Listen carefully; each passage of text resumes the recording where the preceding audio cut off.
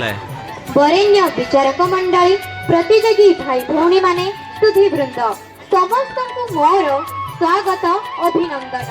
गुरु गुरुजन को उपदेश ग्रहणीय आजिकार वक्तृत्व प्रतियोगितार मुख्य प्रतिपाद्य विषय। सीमित समय अवधि मध्य मु मोर मत उपस्थापन करने को चेष्टा करुछि।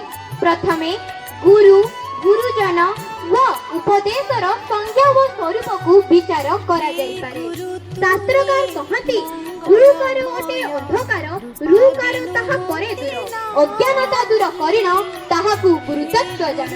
गुकार अंधकार व रुकार अज्ञानता दूर करी आलोकर उद्भाषण को बुझाए। माता व पिता आमर आद्य गुरु। गुरु आमको अज्ञानतार अंधार दूर करी ज्ञानर आलोक दान करिथांती।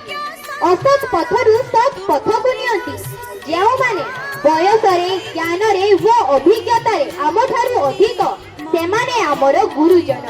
स्वभाव कवि गंगाधरଙ୍କ भाषारे जाठारु जे बेसी जाने गुरु से ताहार यज्ञ से पाइबाकु गुरु व्यवहार।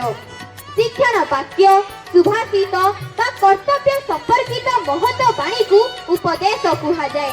सुस्थ सामाजिक व नैतिक जीवन गठन पाई जुगे जुगे मुनि ऋषि साधु संत तथा गुरु गुरुजन माने वाचिक भावरे बा सद्ग्रंथ माध्यमरे बहु उपदेश देछंती। तेणु सद्ग्रंथर अनेक सकारात्मक व प्रेरणादायी शक्ति रहिछि। सेथिरे थिबा साधुवाणी आमर अनेक संशय मोचन करे व जीवनर सुसम प्रबोधन पाई उचित दिग्दर्शन देइथाय। तेणु सेगुड़िक श्रेयस्कर व ग्रहणीय ताहा मानि चलिले आम जीवनचर्या रमणीय व बरणीय हेबो। विश्व विजयी ग्रीक वीर अलेक्जेंडर थारे कहिथिले I owe my life from my father king Philip but decent living from my teacher Aristotle. अर्थात मु मोर जीवन मोर पिता राजा फिलिप ठारू प्राप्त करिछु सत्य, मात्र सुसम जीवन यापनर कला मोर गुरु अरिस्टोटल निकटरू पाइछि। सतरे उत्तम शिक्षक आशायी हेबाकू उत्साहित करांती। कल्पना शक्ति व ज्ञानर स्फुरण तथा शिक्षण प्रति श्रद्धा और स्पृहा दृष्टि करिथांती। शिक्षाविद के रॉबिन्सन मतरे great teachers are mentors, motivators and lifelong sources of inspiration to their students. अर्थात महान गुरु माने शिक्षार्थींकर उपदेष्टा, उत्प्रेरक, मार्गदर्शक व जीवनव्यापी प्रेरणार उत्स। व्यक्तित्व निर्माण व जीवनर परिपूर्ण विकास रे गुरु और गुरुजनक उपदेश प्रतुर्ण भावरे सहाय्य करिथाए।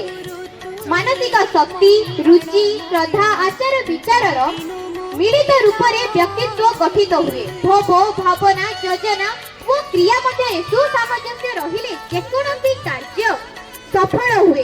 विचार व इच्छा शक्ति बलिष्ठ हुए तथा कार्य करिवार शक्ति उच्च कोटिर हुए। एही तथ्य हमकु गुरु गुरुजनक उपदेश रही उपलब्ध होइथाय। एहाकु सदुपयोग संचालन विधि कुहा जाय।